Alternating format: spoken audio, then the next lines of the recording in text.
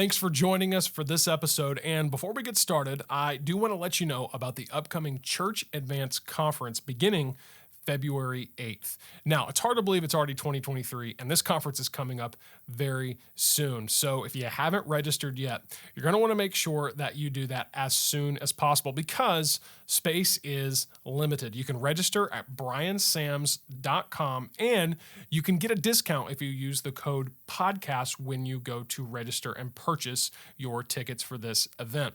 This is an awesome opportunity to enjoy powerful preaching from H.B. Charles, Kurt Skelly, Carrie Schmidt, and of course, Brian Sams. There are also some really practical workshops.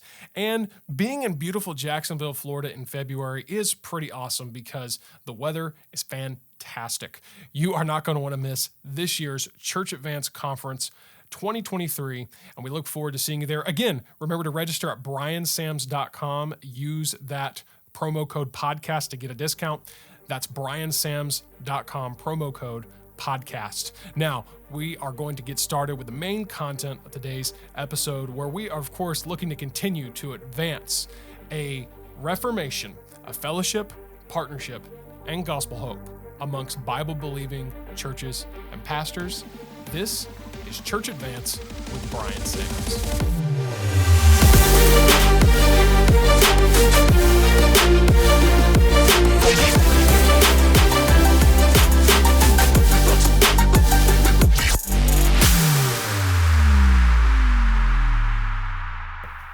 Hey everybody, welcome back to the Church Advance Podcast with Brian Sams. This is Brian Sams, your host, and I am joined by my co-host Luke Clayton. Luke, welcome back. Hey, it's good to be back. Absolutely, Yeah. And we are rolling right into the new year, 2023. Yep. It's hard to believe, isn't it? Yeah, it is, and this is episode 2, week 2 of 2023.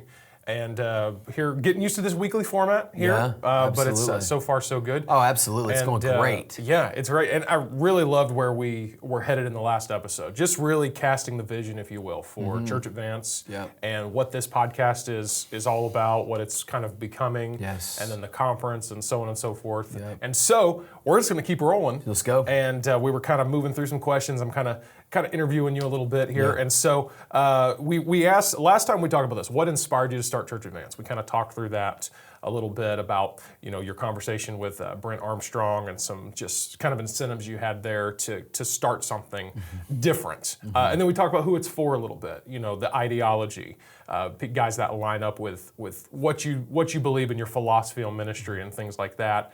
Also talk about the guys that kind of have been hurt a little bit by ministry, how it helps them. So now, again, it kind of probably feels like we're bouncing back and forth between things because we've covered this along the way, but I want to dive a little bit more into what makes Church Advance different from maybe, the other, not to say there's anything wrong with other conferences or, networks or whatever it may be out there, but for you, what makes Church Advance different? Yeah, so there's a few practical things. I mean, I think first of all, it is open conversation. I think that's important. We have 3 at the actual conference. I will talk about it first. We have 3 dynamic worship services. I mean, they are unbelievable. Oh yeah, they are. I mean, we're already we've been planning now. Of course, now the conference is coming up here in just a few weeks. We have been planning and working on the music, rolling out some new songs. Some of our great musicians and singers have been working so hard at it. That in of itself is powerful. But a lot of the fun, if you will, and maybe uniqueness to the conference is the morning panel type discussions, and we have 4 panel sessions, and what we do is each one starts with a brief monologue, and it's usually coming from somebody who's very proficient in the field. One example for the one coming up in a few weeks is there's one on basically keys to improving your expository preaching. Yeah. And Kurt Skelly is going to lead the monologue, and nobody better to do that. And then, of course, we've been sending out messages, receiving questions. We also will have text questions coming in live during the meeting, and it becomes really a talk, an open dialogue conversation between the speaker, the audience, and of course the other folks that are on the panel. I think that's unique. I think people want more of that. I think they long for that. you can just drive monologue content into people, but there's only so much of that you can absorb, really. Yeah. So the focus for me at night is just inspirational. Sure. We just want to inspire. We want to encourage. We want to demonstrate the way a powerful worship service and expository preaching can work together for a beautiful experience. And then, of course, the mornings are instructive and helpful, and then the fellowship. Of course, another obviously unique thing that we get to enjoy is just Florida. Florida in February is always a good thing. Yep. It's an endless summer here for the most part. It might be a little cooler, you never know, but we enjoy that. I think that is key. I think number two, and I think this is probably the most key difference, is we welcome, and not only welcome, we promote varying ministry leaders doing things differently. Yep.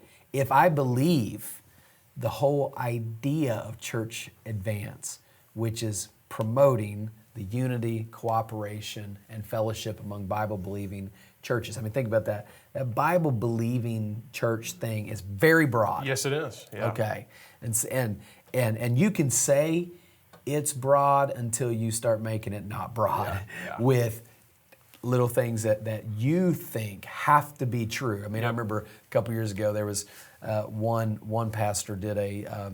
This is just sad. This is sad commentary, but one pastor did a church planners lunch type thing. And then another one came right back out right after it and said, we will have one, but it will be for those who are independent Baptists, not taking financial resources from the North American Mission Board, do use the King James only, and will use traditional music. See what happened there? Yeah. You just automatically narrowed the gap. Yep. And Intentionally. Intentionally. Yeah. And so what do you have at your conference? Well, only preachers who are, they fit that model.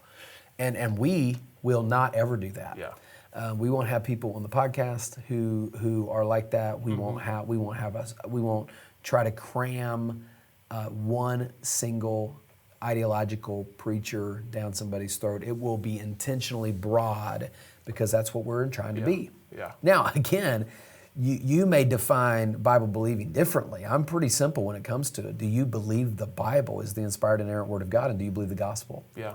That's pretty much it. I mean, that's where it's going.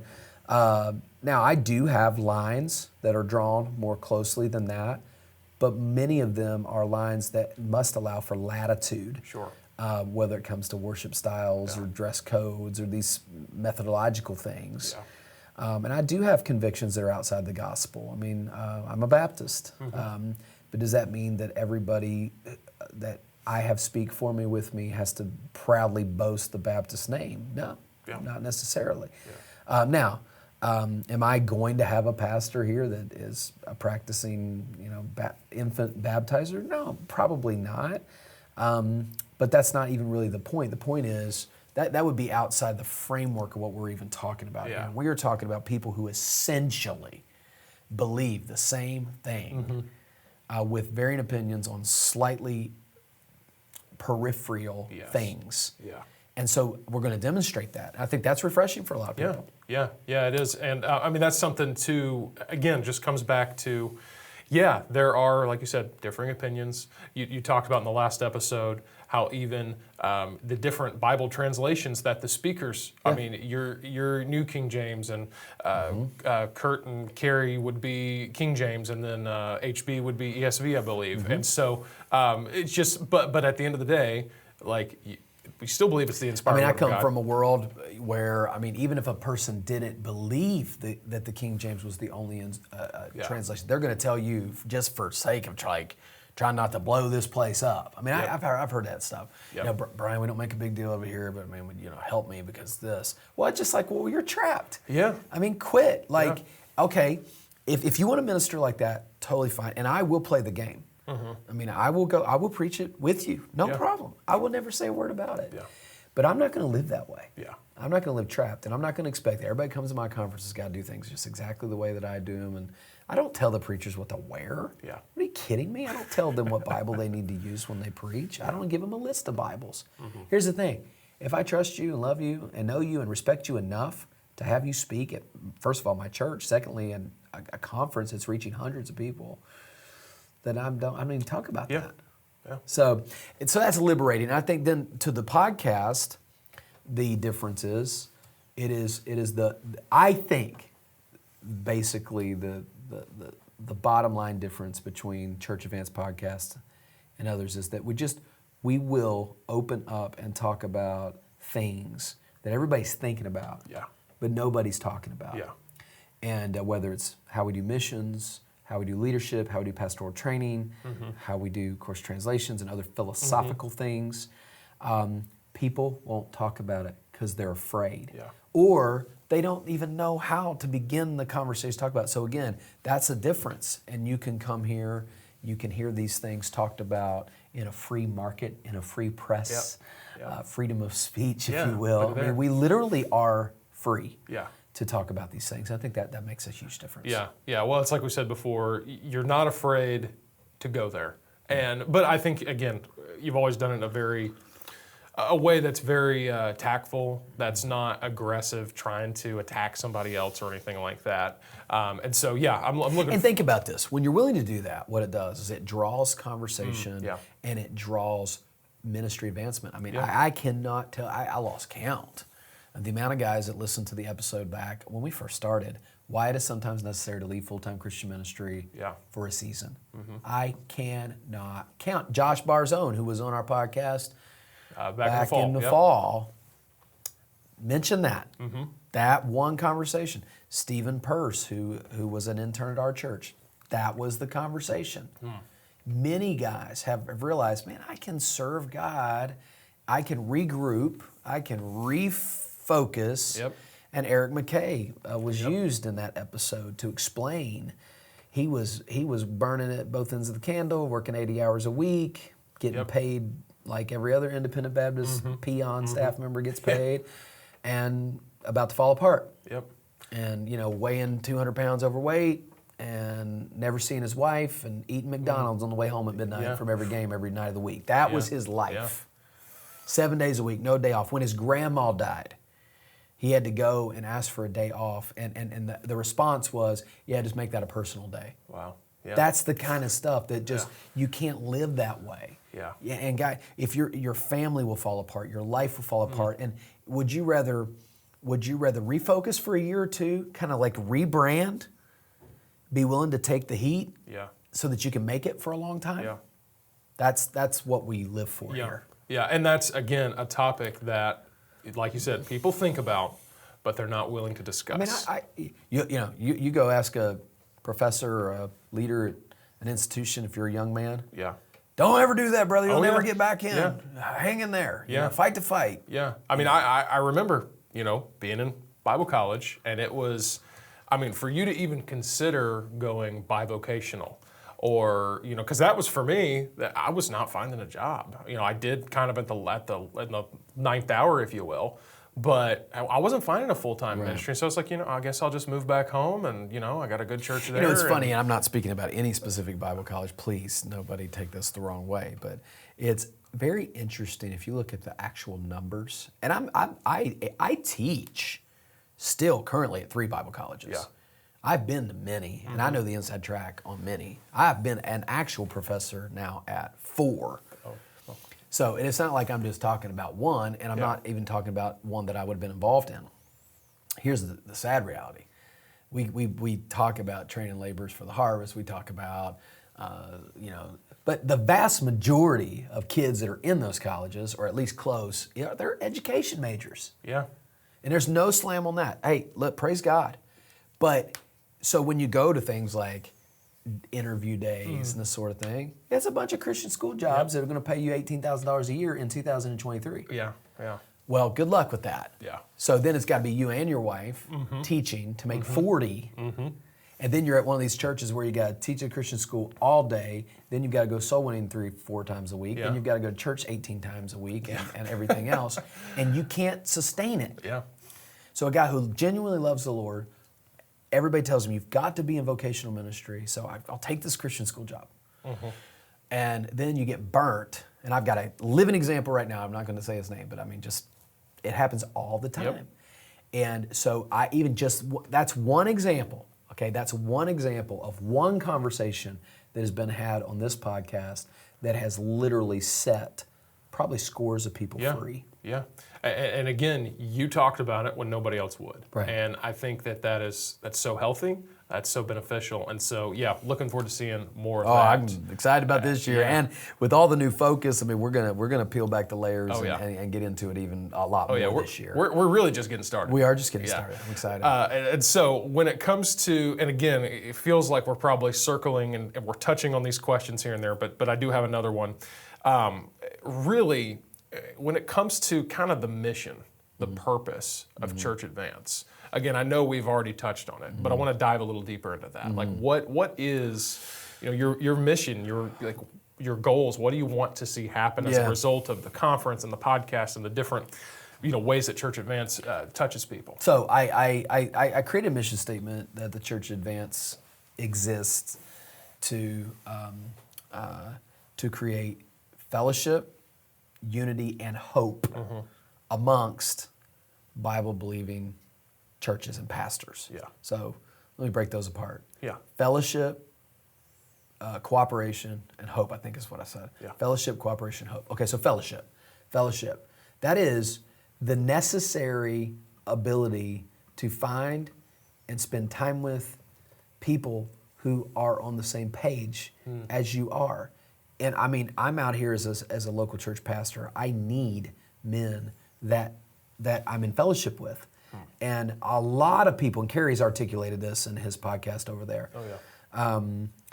So many guys were saying, I'm alone. I don't have any friends. I don't have this. And so Kerry does a great job within the gospel. I go to his events. I speak at his events. I've been on his podcast. I go every October to Orlando with him. And I'm going this year.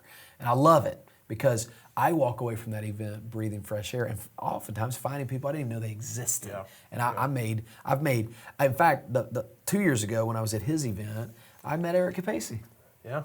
which turned into a friendship, which turned into one of our most downloaded episodes Yep. ever. Yep. And more importantly, turned into a church planting effort between Gospel Light and River City that produced Justin Talbert's church. Yeah, wow. Great story. Yeah. So fellowship then spills over into cooperation.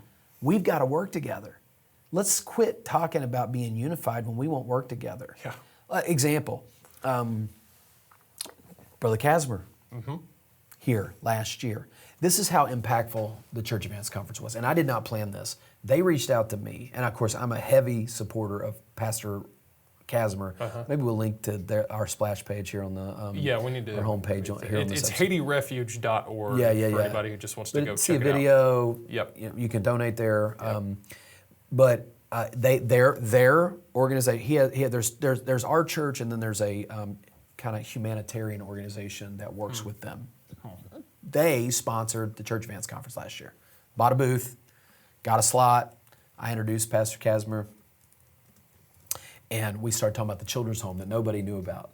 The man has 100 children, more than 100 now, children in his home. We had started this building. We need to finish first floor. Because of the Church Advance Conference, we raised over $10,000 on the spot to finish that first floor. And now the first floor of that children's home is occupied Yeah. with children from the Church Advance Conference. Okay, so then now, of course, Haiti's closed right now, but it is also going to produce mission trips. I mean, I've got a line of pastors and ministry leaders that want to go, and it's so significant that the nonprofit humanitarian organization has now covered the food and living expenses of the children. Now the Church Advance can focus actually on church planting and church building. Yeah. So when we do go to Haiti, we're not just raising money for a children's home. We're actually going to go into a community. We are going to go soul winning and reach people, and we're going to leave them a pastor and leave them a check for $15,000 to build their church. Yeah. And this is, again, one of those moments at Church Advance Conference 2022 that was just like, this is what makes this different. Right. Because you let Pastor Casimir there present and pray. And then I think it was Kurt Skelly who got up and he said, hey, I know this isn't planned and whatever, but he just on the spot said, who's going to get? I mean, what it was 10,000 that needed to raise, 10,000, right? And he pledged 1,000 right away. And then I mean, the pastors 10 came popped in up, and I mean, honestly, in that moment, I mean, everybody could sense it. It was just like this is powerful. This is it. This is something different. This is when we talk about cooperation, we're not talking about holding arms around a campfire. We're talking about let's work together. Yeah. And it means money, and it means prayer, and it means helping you when you're down, and it means whatever that means. But it's actual cooperation. Yeah. Not at a distance. I mean, we're starting a Spanish church. I am so thankful, and our Mayport campus starting right away. I am so thankful for the individual men that are part of this, that I just reached out to personally. Yeah. One of my best friends, I said, hey man, I know it's tight, but is there any way you could help me? He sent a check for monthly support for an entire year to help us get Pastor Hector here. Yeah. And that kind of thing. He didn't have to go on deputation. Yeah. We work together.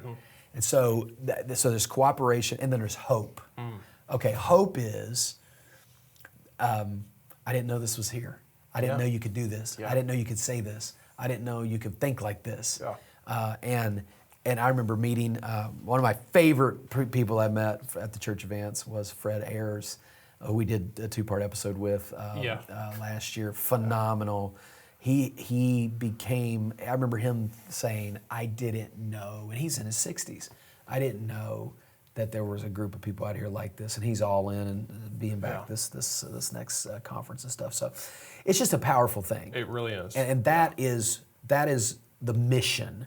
And so now, what podcast episodes can we put together that will inspire those things? That will create that kind of synergy, that kind of unity, that kind of cooperation. Exactly. And that's a good time to mention, anybody out there, if you have ideas, questions, things topics you want us to cover, reach out. Let us know. Again, check the show notes. We'll put links where you can do it at briansams.com. There's a place where you can submit questions. And you can just email. Your email is, I believe, pastor@rivercitybaptist.church. So again, just check the show notes. If you have questions, topics, we get them. We do get them. We get them pretty often.